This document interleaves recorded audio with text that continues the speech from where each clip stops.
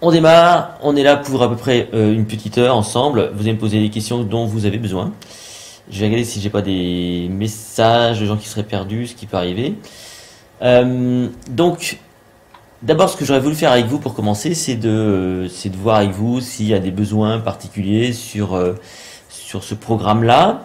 Je vous rappelle vraiment, je vous rappelle, c'est que l'idée, c'est quoi? C'est de vous faire travailler la cognition, la mémoire, l'attention, la concentration, la motivation, tout ça à travers ce projet des fiches. Plutôt que de vous donner, on va dire, un parcours comme j'ai pu le faire, jusqu'à présent, avec des vidéos, etc., que vous consultez évidemment quand vous avez envie, ce qui est très bien.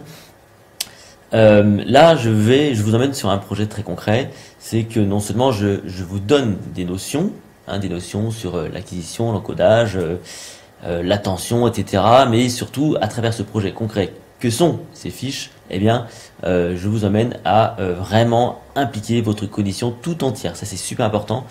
Vraiment, c'est important ce que je vous dis là, parce que ça suffit pas, si vous voulez, hein, d'avoir que des stratégies en soi, parce que forcément, là, c'est pour ça qu'on est là ce soir d'ailleurs, hein, c'est qu'il y a des personnes qui me demandent comment est-ce qu'on peut automatiser des stratégies comme la table de rappel, la méthode des lieux, etc., etc. Et ben, ça commence par voilà, ces pratiques-là. C'est pour ça que je vous ai mis ces fiches-là.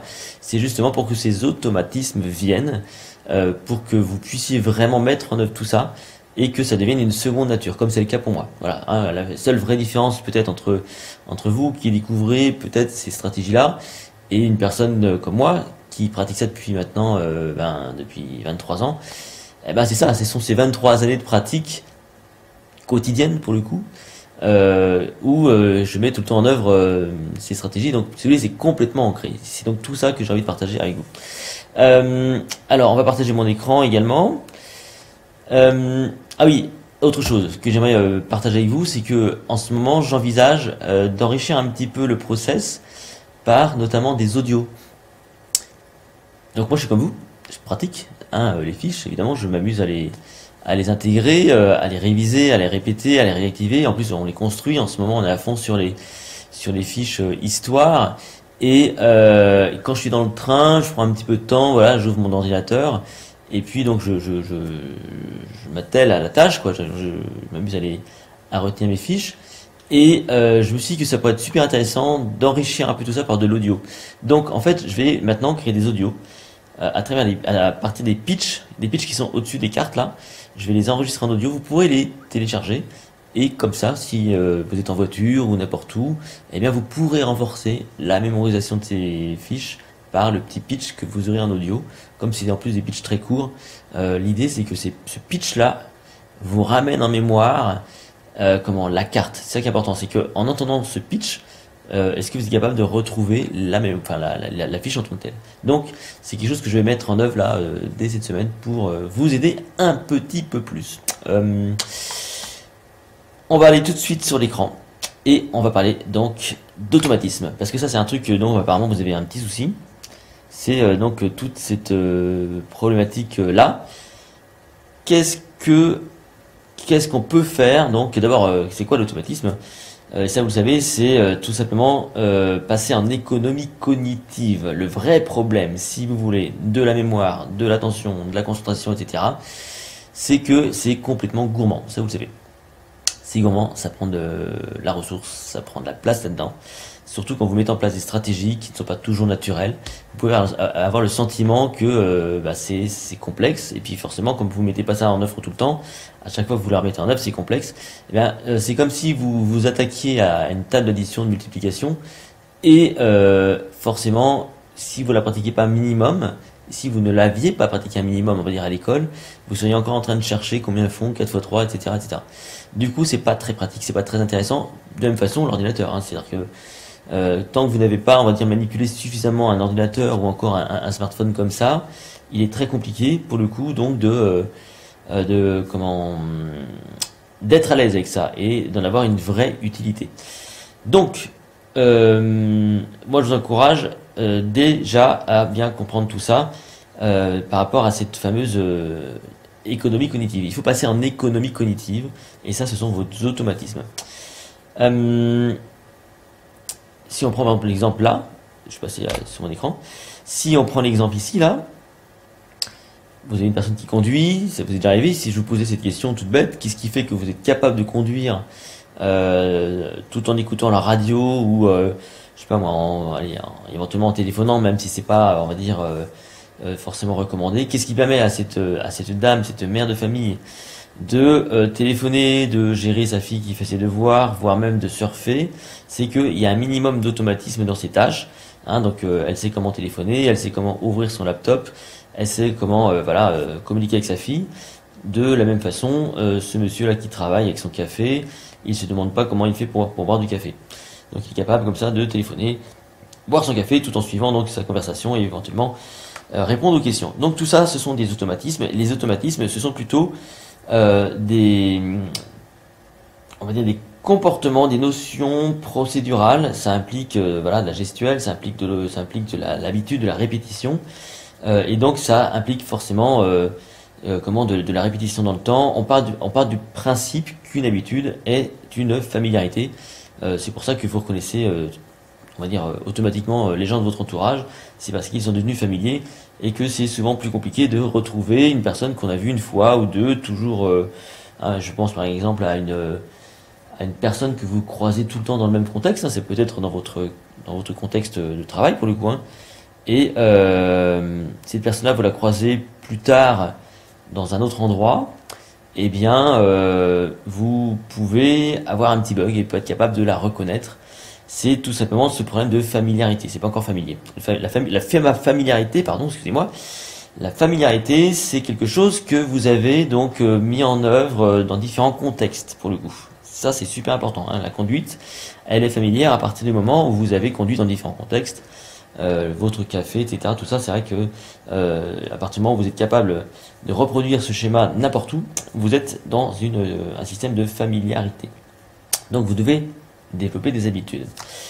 La répétition, évidemment, c'est la base, ça vous le savez.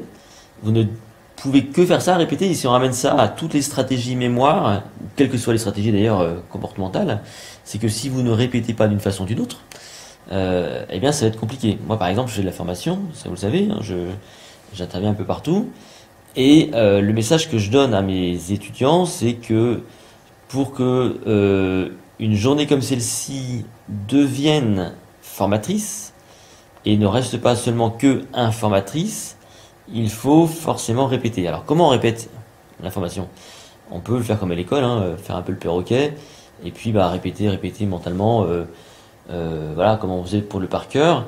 Mais la meilleure façon, si vous voulez, de réactiver l'information, souvent c'est de la partager. Voilà, c'est de la partager avec un entourage ou alors de l'appliquer dans des contextes, encore une fois, pour que ça fonctionne. Alors moi, pour le coup, si vous voulez, je dis toujours aux gens que je ne m'entraîne jamais. Par contre, je pratique tout le temps. Je ne sais pas si vous voyez la différence, mais pour moi, les fondamentales, c'est que répéter, pour moi, c'est toujours un peu fastidieux. Alors que pratiquer... Alors, je prends un exemple très simple. C'est peut-être être plus clair pour vous.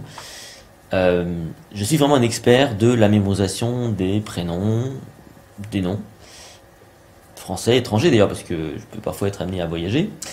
Et ce qui bluffe toujours les gens, c'est que pour le coup, ils ont l'impression que ça va vite. Alors, dans les faits, ça va quand même vite, parce que forcément, je suis habitué. Mais ce que je leur explique souvent, c'est que la vraie différence, c'est que je pratique tout le temps ma méthodologie. Ma méthodologie, c'est toujours la même. C'est que quand je veux retenir des prénoms, notamment, je sais pas, moi, dans une salle de formation, j'arrive toujours le premier. En arrivant le premier, je sais que je vais pas être submergé d'informations, je vais pas avoir 10 000 personnes comme ça qui vont me donner leur prénom. Ces personnes vont arriver de façon progressive et ça va me permettre de mieux gérer ma mémoire de travail et de pouvoir vraiment respecter la rythmique et la masse d'informations. Parce que s'il y a trop d'informations, forcément, ça devient compliqué. Donc, première démarche, arriver le premier. Première habitude, arriver le premier. Ensuite, à chaque fois que quelqu'un se présente à moi j'ai les yeux grands ouverts, j'ai les oreilles grandes ouvertes également. Je suis prêt à faire répéter la personne si je ne comprends pas bien son prénom. Je suis toujours en train de regarder cette personne dans les yeux. Je lui donne clairement mon prénom. Je lui serre la main. Et quand je donne mon prénom, la façon dont je le dis, ça implique ou incite l'autre personne à donner son prénom. Elle comprend qu'en échange, j'attends son prénom. Si j'entends pas bien, si je comprends pas bien, je fais répéter. Je vais pas aller trop vite non plus.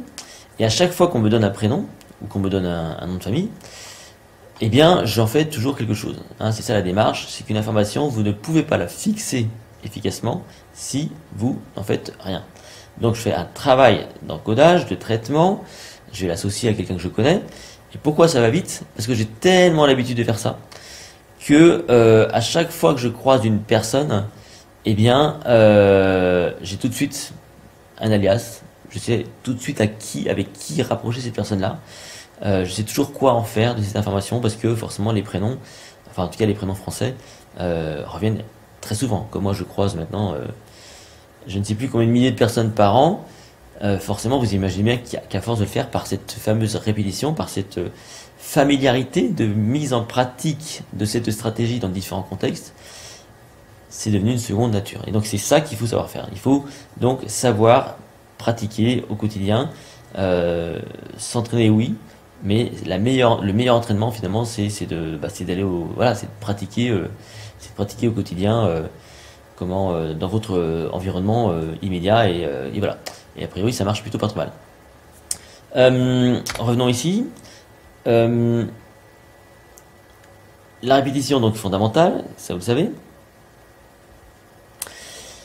Tout ça, ça demande donc de la discipline, et ça vous le savez. Pourquoi est-ce qu'on a du mal à retenir une table de rappel? Pourquoi est-ce qu'on a du mal à retenir une méthode des lieux? Bon, d'abord, pour commencer, c'est vrai qu'il faut être honnête, hein, c'est quelque chose qui est assez... bon, c'est pas simple non plus, on va dire, la table de rappel. La méthode des lieux est quand même plus abordable, mais ce qui manque souvent, c'est un minimum de discipline, quoi. Ce qui est sûr, c'est que ça ne peut pas rentrer comme ça automatiquement en très peu de temps. Moi, ce que je vous encourage à faire, c'est, alors, pour le coup, moi, je suis quelqu'un d'extrêmement discipliné. J'ai toujours, si vous voulez, cette démarche-là, quand je veux apprendre quelque chose. Donc moi, j'ai toujours cette démarche-là, c'est que je vais pas commencer la journée sans m'y atteler. C'est-à-dire qu'en gros, c'est dans ma priorité, c'est mes priorités. C'est vraiment prioritaire. Quand j'ai un truc à apprendre et à maîtriser, je commence par ça. Les fiches, par exemple. Mes fiches, eh bien, c'est quelque chose que je mets en œuvre dès le matin.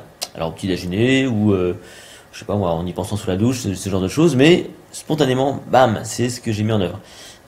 Faut pas que ça prenne trop de temps non plus, parce qu'après la motivation peut aussi en prendre un coup. Mais si vous n'avez pas un minimum de discipline quotidienne, eh bien, il y a de grandes chances pour que ça ne marche pas du tout. Surtout, vous savez, les habitudes. Une nouvelle habitude, elle va mettre un minimum de temps à se mettre en place. Alors, il y a des personnes qui vous diront qu'il faut 3 semaines pour mettre en place une habitude. En vrai, en fait, ça dépend de la complexité. Hein. Je veux dire, apprendre à boire un verre d'eau chaque jour à telle heure, si vous voulez, ça va prendre moins de temps et moins d'efforts, sans doute, que d'apprendre une table de rappel. Donc, il n'y a pas de timing réel. Hein. Il faut le temps qu'il faut pour le coup. Moi, la table de rappel, c'est ce que je dis aux gens, là, l'intégrer, il faut une dizaine de jours, parce que quelque part, on va faire quoi? On va travailler sur le code chiffre-lettres, et puis après, bon, bah, forcément, on va prendre les lignes une par une de la table, et en 10 jours, on peut, pourquoi pas, voilà, la faire, 10 ou 15 jours, quoi, tranquillement, à raison de 10 ou 15 minutes chaque jour. Mais après, il faut l'intégrer sur du long terme, et donc ça peut pas rester comme ça si après ces 15 jours vous n'en faites rien, quoi. Donc il faut ensuite pratiquer tout ça. Donc moi, ce que je vous encourage vraiment, si vous voulez développer des habitudes et des automatismes, c'est d'être extrêmement discipliné chaque jour dans votre quotidien. Donnez-vous 5 minutes. Voilà, 5 minutes chaque jour pour mettre en œuvre la procédure qui vous intéresse et commencez par ça. Vraiment, débarrassez-vous dès le matin des choses qui vous empoisonnent. Ne remettez pas plus tard. Ne faites pas une to-do list où vous mettez à la fin les choses complexes ou ennuyeuses ou barbantes, parce que il y a de grandes chances pour que vous n'arriviez pas au bout de la journée et qu'au final vous dites bon, finalement je ferai ça demain. Je suis sûr que parmi vous, il y en a qui fonctionnent comme ça. Vraiment, le meilleur conseil que je puisse vous donner, c'est que vous commencez votre journée par ce qui vous paraît le plus barbant. C'est vrai que travailler sa cognition, travailler tout ce qui touche à la mémoire, l'attention, etc., ça demande de l'effort. Et encore une fois, votre cerveau, il est quand même programmé pour le moindre effort. Vraiment, votre cerveau, s'il peut éviter de faire un effort, il va le faire. Donc, il va éviter la souffrance. Votre cerveau, c'est comme ça. Et pour justement contrecarrer ça, vous devez jouer sur de la discipline. Vous devez développer le goût de l'effort. Et le goût de l'effort, c'est dès le matin, vous commencez par ça. Si vous arrivez à faire ça, si vous arrivez à passer un minimum de temps là-dessus, vous verrez que vous ferez un bond énorme, mais vraiment dans la condition, quoi. Ça va changer beaucoup de choses chez vous, vraiment. Hein, je vous le dis parce que moi, c'est quelque chose que je mets en œuvre. Et qu'est-ce qu'on est bien quand le matin, on a le sentiment d'avoir fait la chose la plus peut-être la plus embêtante, la plus ennuyeuse, la plus peut-être éprouvante qu'on a identifiée. Donc, et vous verrez que vous serez beaucoup plus libre, parce que vous serez plus libre parce que tout simplement vous aurez le sentiment d'avoir accompli votre devoir. Et alors que dans l'autre cas, si vous ne faites pas ça, si vous faites pas preuve d'autodiscipline, vous aurez vraiment le sentiment, au contraire, que vous n'avancez pas et que vous aurez une frustration qui vous suivra et peut-être vous amènera donc à abandonner. Parce que au-delà de la discipline, vous le savez, c'est tout un pan de la motivation donc qui est mis en œuvre. Alors, donc la discipline c'est fondamental. Moi, le conseil que je peux vous donner encore une fois par rapport à ça, c'est de vous amuser. Vraiment, n'en faites pas quelque chose. Comment vous dire, faut pas que ce soit une contrainte, tout ça. Ce programme-là, en tout cas, ou quel que soit ce que vous avez mis en œuvre, ou en tout cas ce que vous êtes en train d'attaquer, que ce soit les tables de rappel, la table des lieux, n'importe quoi, vous ne devez pas voir ça comme une contrainte. Il faut vraiment en faire un jeu. Moi, alors, ma particularité, si vous voulez, c'est que je suis quelqu'un d'extrêmement joueur. Moi, je viens du spectacle. Et donc, forcément, je suis depuis très longtemps baigné dans ce milieu un peu du côté fun. Et tout ce que je fais, tout ce que j'entreprends, pour moi, c'est un jeu. Ce n'est que un jeu. Et ça ne peut pas être autre chose qu'un jeu. Donc, en passant par le jeu, et bien forcément, j'ai la motivation qui suit. Si on reprend cette table de rappel là, hein, c'est pareil, si vous n'en faites pas un minimum un jeu, parce que voilà, vous savez qu'avec ça vous allez pouvoir bluffer des gens, ça va sans doute pas marcher. Alors je vais vous donner dans quelques instants des façons hein, de pratiquer tout ça, mais dites-vous bien que tout ça, il faut que ça devienne vraiment une drogue. Il faut que, c'est un peu comme vous savez, enfin je sais pas si vous avez déjà fait ça, mais moi pendant longtemps, là je fais plus, mais pendant longtemps je faisais beaucoup de sudoku, de mots fléchés, c'était sur mon smartphone. Et il y a eu un temps où vraiment ça devenait une drogue, quoi. C'est-à-dire qu'en gros j'avais besoin de faire ça un peu tous les jours. Dans le train, la première chose que je faisais, c'est que je faisais ma petite grille de sudoku avant que le train démarre par exemple, ou dans le métro, enfin ou dans les transports en commun ou n'importe où, mais j'avais vraiment besoin ou envie de faire mon petit sudoku quotidien, donc c'était vraiment devenu une drogue. Et je suis sûr que pour vous ça s'est déjà passé. Moi j'ai connu ça, si vous voulez, j'ai connu ça lorsque j'avais lancé un programme avec des vidéos, peut-être que vous avez participé à ça, ça s'appelait le Campus Mémoire à l'époque, où j'avais donc 72 personnes qui suivaient le programme. Et il y a eu rapidement, si vous voulez, de l'abandon. Alors c'est des gens qui demandaient ce genre de programme. C'était même eux qui l'avaient demandé. J'avais construit avec non pas leur accord, mais en tout cas quasiment leur demande. Et on voit très clairement que dès le premier mois, il y avait des gens qui lâchaient l'affaire. Et du coup, quand je les appelais pour savoir pourquoi ils avaient lâché l'affaire, souvent ils disaient c'est un problème de temps, etc. Alors qu'en fait non, parce que en fait ça prenait pas beaucoup de temps. Ce programme-là, en l'occurrence là, l'encyclopédie dans la tête, ça ne doit pas vous prendre du temps. Il faut que ça vous prenne 5-10 minutes par jour. Allez, 10 minutes par jour. C'est mieux quand c'est régulier. Ça peut être 2-3 fois par semaine, mais si vous faites ça un peu tous les jours, c'est encore mieux. Mais ce qui est drôle, si vous voulez, c'est que rapidement je les mets face à leurs contradictions. Je dis mais attends, 5 minutes, 10 minutes par jour, c'est pas long quoi. Et là, il se rendait compte qu'effectivement, c'était pas tellement le temps qui posait problème, mais c'était l'effort consenti. Voilà. 5 minutes d'effort chaque jour, c'était déjà un petit peu de trop. Donc, par contre, la bonne nouvelle, enfin, en tout cas, l'autre enseignement, c'est que les personnes qui avaient, au contraire, persisté dans leur tâche, elles, eh bien, avaient développé une certaine dépendance à ça, puisque le programme a duré 1 an, et les personnes qui étaient arrivées au bout, oui, très honnêtement, avaient vraiment envie de continuer, et avaient du mal à s'en passer, quoi.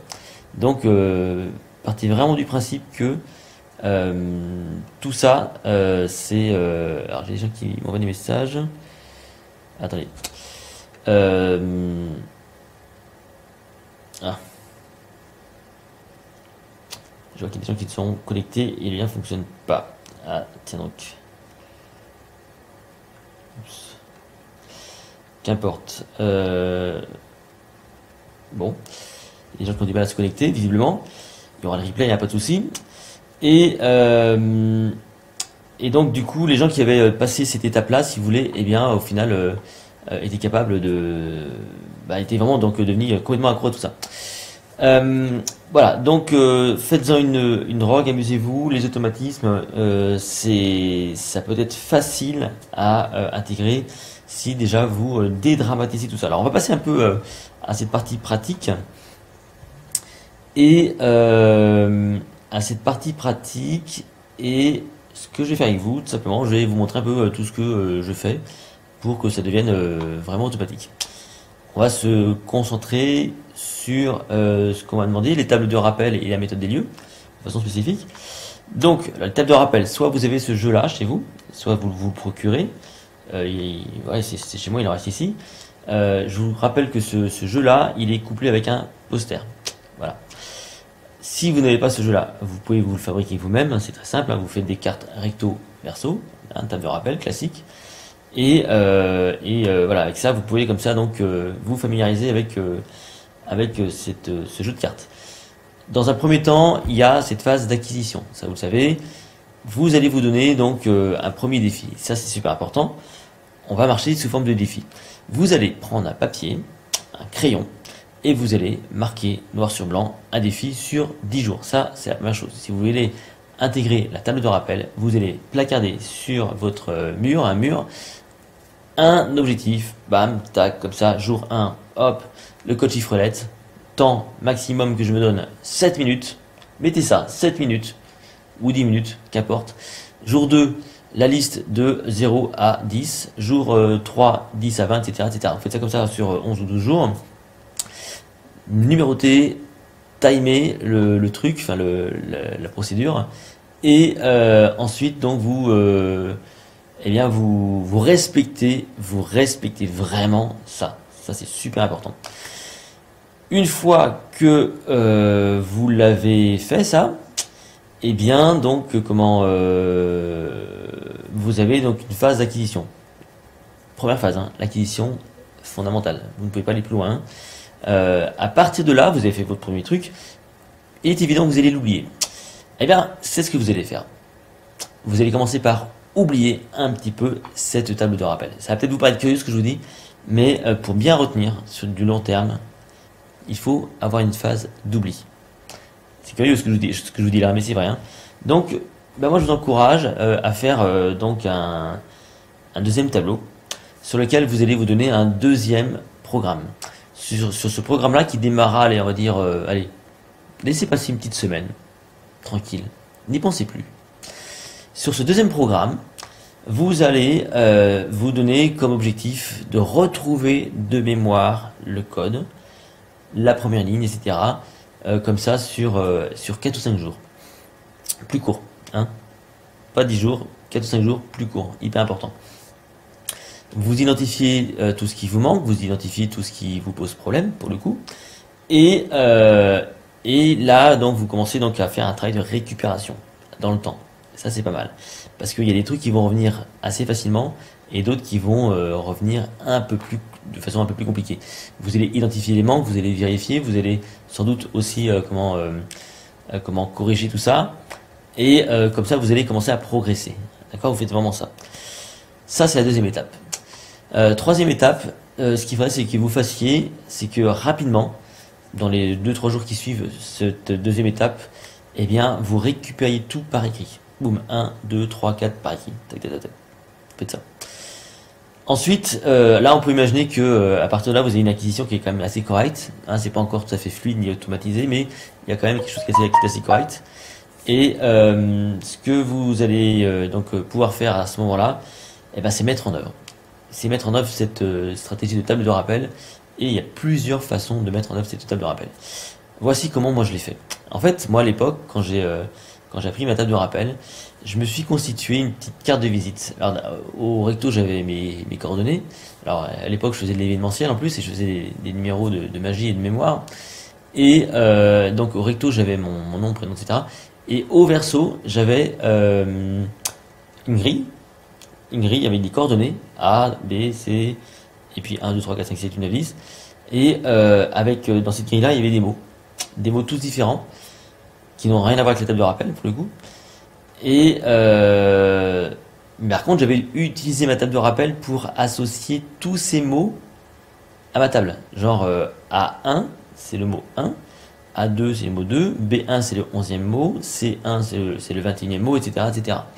Donc par exemple, si je sais pas moi, si en A1 j'avais le mot table, donc j'avais moi A1, dans ma table de rappel c'est le 1, hein. Donc moi c'est un dé à jouer, donc je joue au dé sur une table. Si en je sais pas moi en C3, donc en 23, j'avais un micro, eh bien j'associais 23, un M, à un micro. Je prenais mon M pour faire un micro. Vous voyez ce que je faisais là? Donc, je devais avoir un travail cognitif intéressant, c'est que C3, il fallait que je me rappelle que c'était 23. 23, c'est NEM, et NEM, j'associe à micro. Donc, ça bluffait tout le monde, ça. C'est assez marrant. Ça bluffait vraiment tout le monde, de ce petit numéro-là. Et du coup, les gens regardaient ma carte de visite, et puis, donc, l'emportaient avec eux, avec ce souvenir d'avoir assisté à un petit numéro de mémoire. Donc, ça, c'est une première chose que vous pouvez faire. Autre chose que vous pouvez faire, tout simplement, c'est une démonstration. Alors, une démonstration, vous ne le ferez pas forcément avec les 100 nombres, mais de temps en temps, ça c'est pour la vivacité d'esprit, dans des soirées, lancez-vous un défi, faites-en encore un jeu, rappelez-vous, le jeu c'est très important, et demandez aux gens une liste de 20 mots. 1, 2, 3, 4, 5, 6, 7, jusqu'à 20 comme ça. De 20 mots. Et au bout du compte, associez comme ça les mots de 1 à 20 à votre table de rappel. Alors évidemment, au départ, vous allez peut-être prendre un petit peu de temps, hein. Peut-être que vous aurez des trous. Mais ce qui serait intéressant, c'est qu'après vous expliquiez aux gens comment vous avez fait ça. Le fait d'expliquer, ça va vous obliger à parler donc du code chiffre-lettre, de montrer un peu votre table de rappel, de voir comment ça fonctionne, et vous verrez que le fait de partager, d'abord ça va fasciner les gens, ça fascine toujours les gens, et ensuite vous allez comme ça vraiment vous l'approprier. Alors aussi un autre truc, systématiquement, alors moi la table de rappel je l'utilise beaucoup si vous voulez. Encore une fois, je m'entraîne pas, je pratique. Quand j'ai des digicodes, quand on me donne un numéro de téléphone, comme ça à la volée, et bien tout simplement je m'amuse à l'intégrer avec ma table de rappel, hein. Je fais des petites histoires comme ça, et ça m'oblige comme ça donc à l'utiliser. Quand je prends le train, voilà, j'ai un wagon, une place, qu'est-ce que je fais? Alors en plus souvent j'ai des liaisons, donc souvent j'ai deux trains à prendre, donc je prends le wagon, je prends moi, wagon 17, place 51, j'ai un ticket pour acheter une latte. Un ticket pour acheter une latte. Ok, ça c'est le premier train, ticket latte. Ensuite j'ai un deuxième je sais pas moi, j'ai un deuxième train à prendre, c'est la voiture numéro 3 et le siège 44. Je suis sur un mât pris d'un fou rire. Mât, rire. 1, 3 c'est mât, 44 c'est un rire. Donc je fais ça. Pour mes digicodes c'est pareil. Pour les codes d'entrée de maison c'est pareil. C'est ce que je fais à chaque fois. On me donne un truc. J'utilise vraiment tout le temps cette table de rappel pour qu'elle... Alors d'abord parce que j'ai tellement appris à l'utiliser que de toute façon maintenant c'est devenu vraiment une seconde nature. Hein. Donc voilà, je maîtrise parfaitement bien. Mais c'est ce que vous devez faire, quoi. Vous devez vraiment trouver des applications aussi. Dans quel cadre vous pensez pouvoir utiliser cette table de rappel, et voilà, faites-le juste, voilà, faites juste ça. Donc pour la table de rappel, hein, les procédures, tout ce que je vous ai dit, donnez-vous des objectifs écrits. Vraiment, faites écrit sur 12 jours, puis après laissez passer un petit peu de temps, l'oubli. Faites un deuxième défi sur les 5-6 jours. Et puis laissez un tout petit peu passer de temps, hop, une étape d'écriture, restitution. Et après, trouvez une application sous forme de jeu. Peut-être mon histoire de carte de visite, recto verso si vous avez envie. Peut-être pourquoi pas, voilà, tout simplement de faire des démonstrations. Moi j'en fais tout le temps, des démonstrations de mémoire pour le coup. Puis utilisez-les dans le cadre gestion de chiffres et de nombres, parce que c'était au départ la première utilisation, la table de rappel. Ok, concernant la méthode des lieux. La méthode des lieux, tout simplement, eh bien, la méthode des lieux, tout simplement, c'est encore plus simple. C'est plus simple parce que d'abord, la méthode des lieux, c'est quelque chose qui est beaucoup plus facile à intégrer, ça vous le savez. Ce qui est sûr, c'est que moi, de plus en plus, alors, il faut bien comprendre à quoi ça sert la méthode des lieux au départ. La méthode des lieux, son rôle au départ, c'est de localiser des informations. C'est-à-dire que si vous êtes capable de retrouver l'information qui devient un indice, eh bien voilà, vous êtes sur le chemin de la mémoire, de la récupération. Vous n'êtes pas obligé d'utiliser un trajet tout fait chez vous. C'est bien, il faut en avoir, moi j'en ai 6. J'ai un trajet chez moi, j'ai un trajet dans un ancien appartement, j'ai un trajet qui m'emmène de chez moi au métro, j'ai un trajet qui est chez mes parents, j'ai un trajet sur un dessin que j'ai fait, j'ai un trajet sur mon corps, voilà, j'ai des trajets qui sont préétablis. Mais le plus souvent, qu'est-ce que je fais? Je crée des trajets à la volée. Par exemple, quand je veux me rappeler d'un truc que j'ai à faire, quelque chose que j'ai à faire, moi j'utilise mes deux mains. Là. Je pense à un truc que j'ai à faire, je localise l'information dans ma main gauche, puis dans ma main droite si j'ai un deuxième truc. Donc, vous pouvez faire ça, vous pouvez vraiment utiliser vos mains. L'idée de la méthode des lieux, c'est de mettre dans des lieux des informations auxquelles vous pensez. C'est ça le truc. Et surtout, faut consulter. Alors moi, par exemple, j'ai des fois des contraintes, c'est que quand j'ai des interventions, quand je suis en intervention, j'ai donc des fois des choses auxquelles je pense, hein, tout simplement, des trucs que j'ai à faire, c'est important. J'y pense pendant que je fais mon intervention. Mais à ce moment-là, moi, je peux pas m'interrompre, je peux pas laisser les gens là et puis écrire un truc sur la main ou je sais pas où quoi. Donc moi, j'ai un trajet qui tout fait, c'est un trajet dans un bureau chez moi, dans le bureau chez moi. Il y a 5 étapes. C'est sur le bureau, le siège du bureau, la fenêtre du bureau, le canapé du bureau et la porte d'entrée du bureau. Donc il y a 5 étapes et à chaque fois que je pense à un truc qu'il faut que je fasse, genre appeler quelqu'un, chercher du pain, faire ceci, faire cela, eh bien tac, je remplis mon trajet là, ce trajet-là qui n'est dédié qu'à ça. Il est vraiment dédié à la to-do list au quotidien quand je ne peux pas noter les choses. Quand vous êtes en train de parler avec des gens et que vous ne voulez pas les interrompre, les gens, c'est souvent ça peut arriver ça, et vous ne voulez pas les interrompre, et le problème c'est que si vous ne les interrompez pas, l'idée que vous avez là en ce moment en tête, que vous voudriez partager, elle peut s'échapper. Et pour ne pas qu'elle s'échappe, eh bien vous la prenez, vous la localisez, soit encore une fois dans votre main, soit dans une pièce chez vous, qu'importe, cette information vous la prenez, vous la localisez. En faisant ça, vous vous familiarisez naturellement avec la méthode des lieux. Ça vous oblige à faire un travail d'association, ça vous oblige à vraiment passer peut-être d'un chemin à un autre. Moi, c'est ce que je fais en fait, je passe d'un chemin à un autre. C'est pareil, les discours, quoi, quand on fait. Des fois, ça m'est arrivé de prendre la parole comme ça devant la caméra. Et je voulais pas de prompteur, parce que des fois j'ai un prompteur. Et qu'est-ce que je fais? Donc je joue sur des idées clés, quoi, une dizaine d'idées clés. Et qu'est-ce que je fais? J'utilise l'environnement où je suis, là c'est le studio par exemple. Je définis une dizaine d'étapes dans le studio. Et à ce moment-là, eh bien, tout simplement, j'ai mes idées clés. Comme derrière ces mots-clés-là, je sais exactement ce que je veux dire. Donc il suffit que je récupère ces mots-clés-là. Donc là, je suis vraiment sur la gestion d'une méthode des lieux, on va dire une gestion éphémère de la méthode des lieux. Moi, j'ai pratiqué, tiens, je sais pas si vous irez voir, mais j'ai fait un TEDx il y a quelques temps, il y a à peu près un an. Et pour ce TEDx-là, qui durait 18 minutes, donc j'avais 7 idées à partager. Donc, et je ne voulais pas de PowerPoint. Je voulais vraiment faire un truc en live, pas de PowerPoint, que moi, tout seul sur scène, avec une bouteille.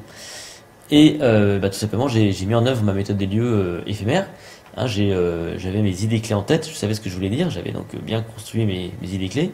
Et ces idées clés, pendant les répétitions, eh bien, je les ai déposées mentalement dans la salle, donc le théâtre, et de gauche à droite, hein, et j'avais l'impression d'avoir mon plan sous les yeux, quoi. Vous voyez, donc il y a plein de façons de pratiquer. Pensez vraiment à ça. C'est pas de l'entraînement dont vous avez besoin, c'est de pratique, du quotidien. Même les prénoms. Les prénoms par exemple, hein, je vous en parlais tout à l'heure. Moi j'utilise la méthode d'élu pour les prénoms des fois.